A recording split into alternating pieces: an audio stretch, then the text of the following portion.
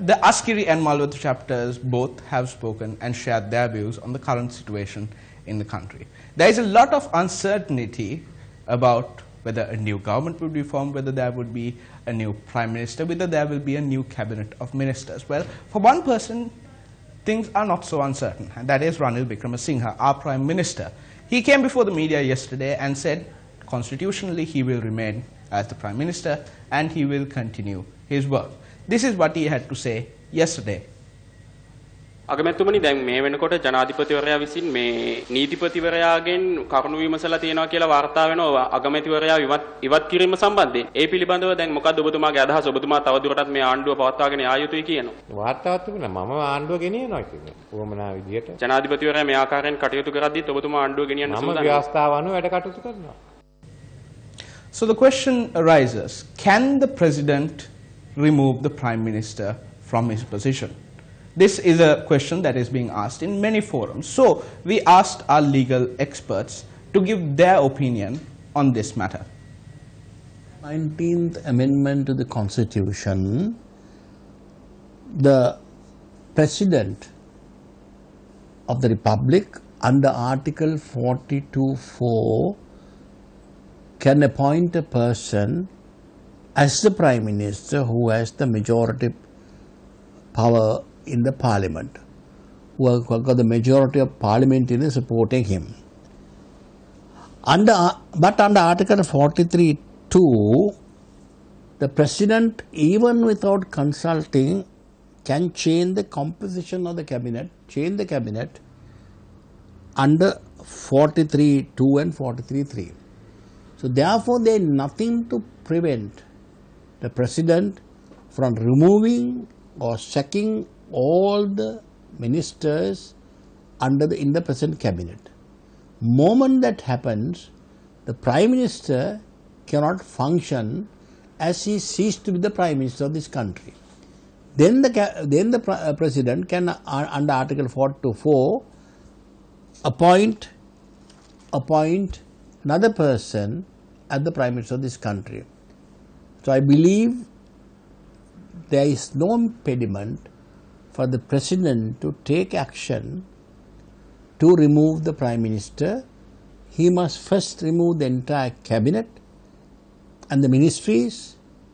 Thereafter, it's my view that the Prime Minister stands resigned as his cabinet has been removed by the President, and then the President can appoint another Prime Minister. Following the 19th Amendment to the Constitution, there have been references made to the removal of the Prime Minister and his tenure. There are two important points that we need to look at.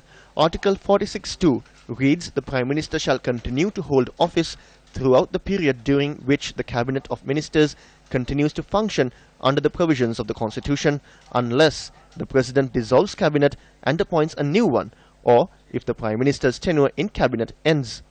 Article 46(1) reads, "The total number of ministers of the Cabinet of Ministers shall not exceed 30. The only alternative is, at a time when the party that secures a majority in Parliament forms a government with another party, the limit of 30 Cabinet Ministers will not apply.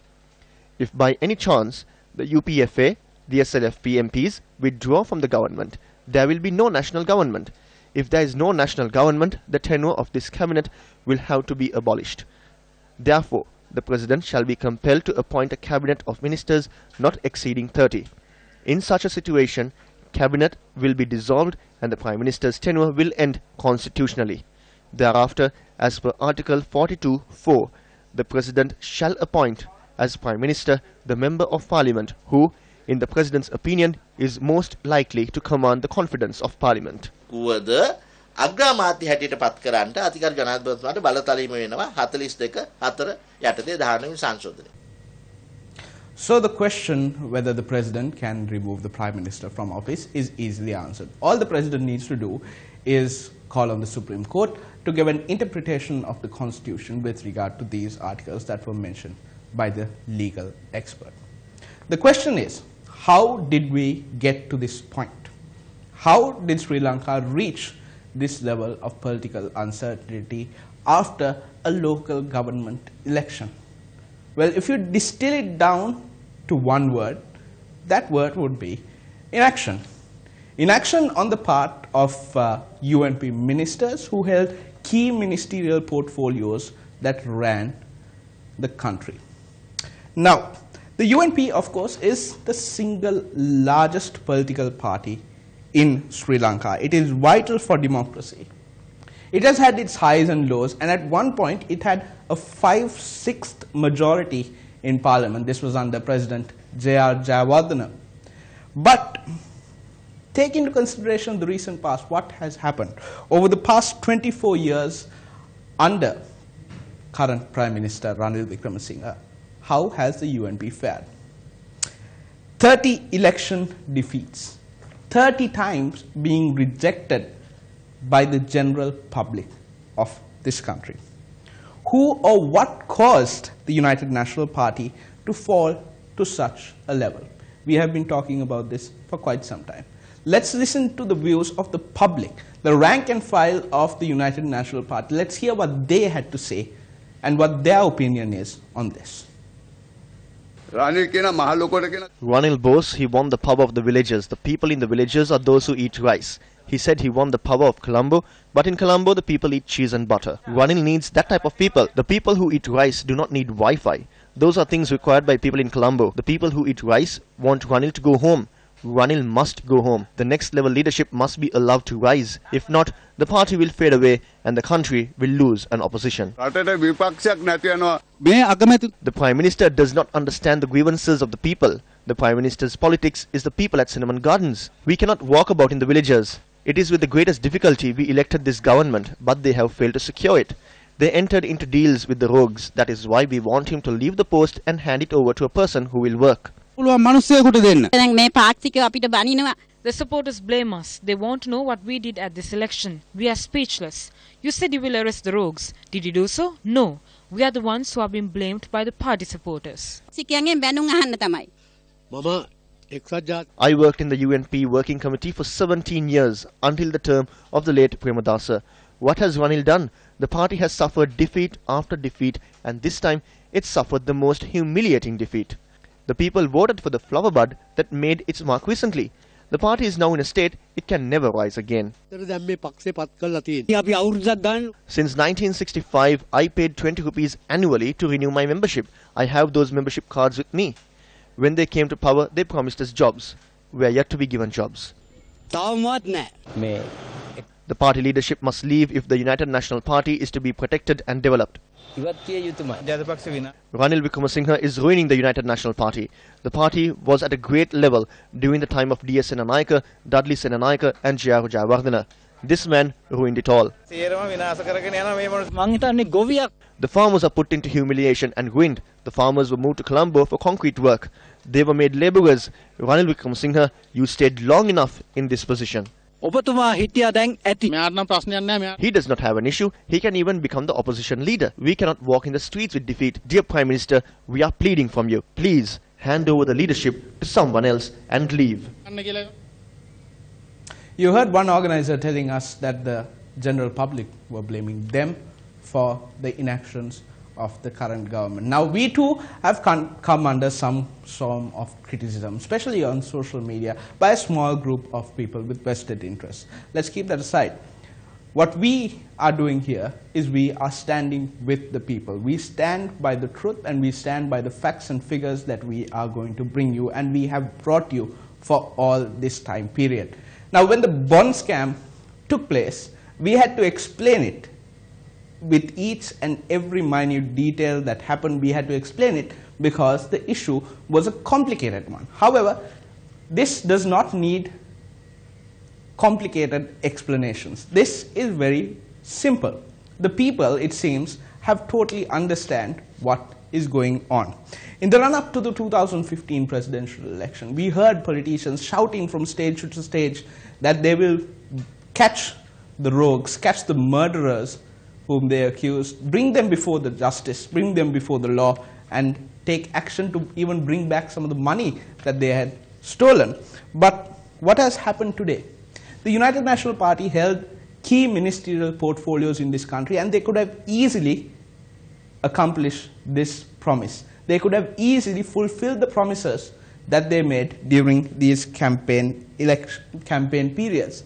But instead of doing that, they worked to further their own agendas and virtually handed the election victory on a silver platter to the thieves, rogues and murderers that they wanted to throw out of power back in 2015. In case you have forgotten, here is a glimpse of what the politicians shouted from stage to stage during the campaign trail and soon after the campaign trail back in 2015. ඒත් මහින්ද රාජපක්ෂ ජනාධිපති වුමනා වුණේ රට දියුණු කරන්න නෙමෙයි රජ වෙන්න. ඉතින් විශාල ප්‍රශ්නයක් අද මේ රටේ තියෙන්නේ. මේ රටේ ප්‍රජාතන්ත්‍රවාදය කියනවාද ඒකාධිපතිවාදය ඇති කරනවාද කියලා. අපි ආපහු එකද වෙනසක් කරන්න ඕනේ. ජනතාව දුප්පත් රාජපක්ෂ රජිමේ පොසත්. ඒක ගෙනියන්න තව අවුරුදු 5ක් ඉල්ලන්නේ. තමන්ගේ බලය වැඩි කරගන්න, තමන්ගේ ධනෙ වැඩි කරගන්න, ජනතාව තවත් දුප්පත් කරවන්න. දැන් ඔන්න කම්මලට ආයෝජනය කළා තියෙන මේ සමාගමේ හෝ ඒ අධිකරුන්ට මේ ආණ්ඩුවේම ඇමතිවරු විශේෂයෙන්ම රංජන් රාමනායක නියෝජ්‍ය මාත්‍ර දැන් චෝදනා කළා ඔහු ගාව තියෙන්නේ මේ රාජපක්ෂ ආණ්ඩුවේ සල්ලි කියලා. ඒතකොට දැන් ආණ්ඩුව ඒ පුද්ගලවලව තමයි මේ කොරණ කම්මල ආරම්භ කරලා තියෙන්නේ. එතකොට ඒ චෝදනාව තාමත් වළංගුනේ නැත්නම් පැහැදිලිවම It is valid. Aloysius also has money. He was with Namal Rajapaksa until dawn on the 8th, who deposited money in the Dubai banks. Who was posted in the Dubai bank at that time? Let's pick up from where Dr. Rajitha Senaratne left off. Shocking revelations made during the campaign trail. The politicians said there were bank accounts in Dubai with millions of public money that was stolen, stashed away in Dubai. They said, they vowed that they would work together with the authorities in these countries to bring back this money and create a better economy for the people of Sri Lanka. They claimed that there was an individual who was the front man who was behind all this money. People like Dr. Rajitha Senaratne claimed that this gentleman was Mr. Nandana Lokuvithana. Now, the question is, has Nandana Lokuvithana been brought before the law? Well, he is certainly in the country, and he was brought before something else. What? Well, if you may recall, it was Ranil Wickremesinghe and Minister Malik Samaravikrama who worked to bring down Nandana Lokuvithana and grant him a factory, a BOI project to create a tyre factory in Horana. And then just before the local government elections, they went together with Nandana Lokuvithana to inspect the work on this tyre factory in Horana as well. So you can see the connections that are forming. That's not all. If you recall, the former mayor of Kotte, Janaka Ranawaka, claimed that Minister Malik Samaravikrama had ties to a certain plot of land in Kotte, which was being occupied through a company called Speville Lanka Private Limited.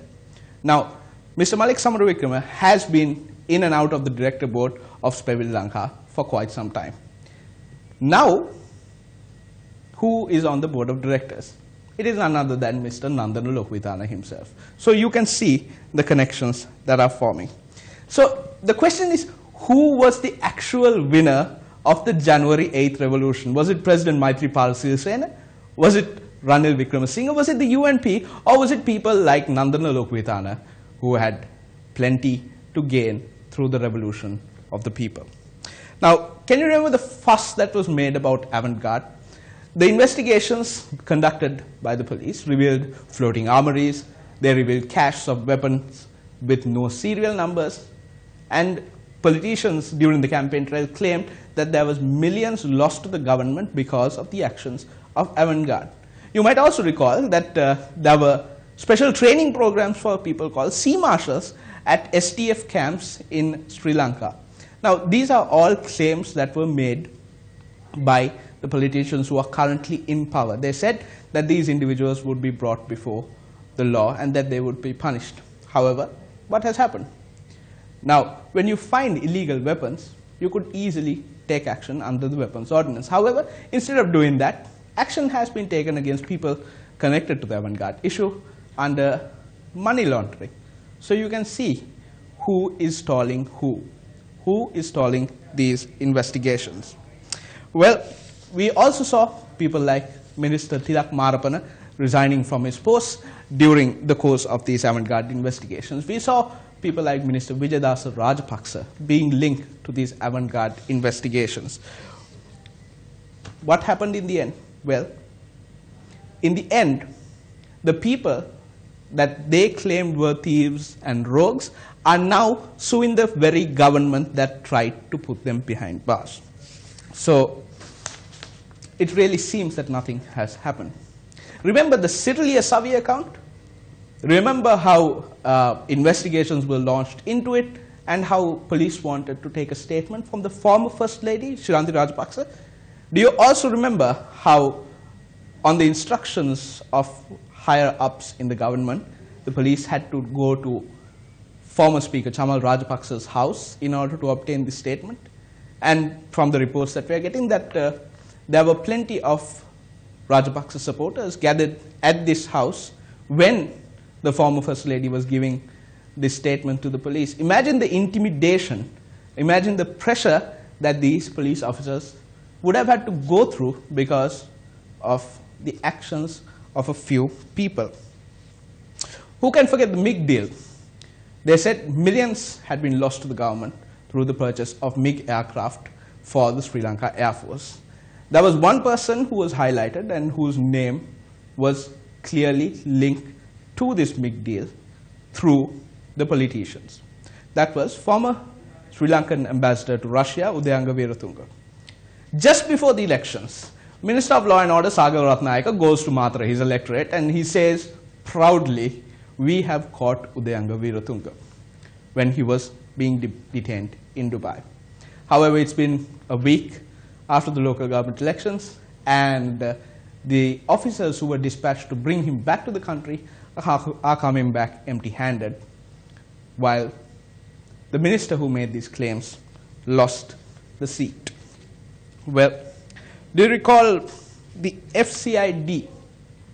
Now, Prime Minister Ranil Wickremesinghe, while in Parliament, said the FCID needs to be given powers to investigate, special powers to investigate, and these powers were granted. However, there was one step that was added. There was something called the Anti-Corruption Secretariat that was set up to feed cases to the FCID.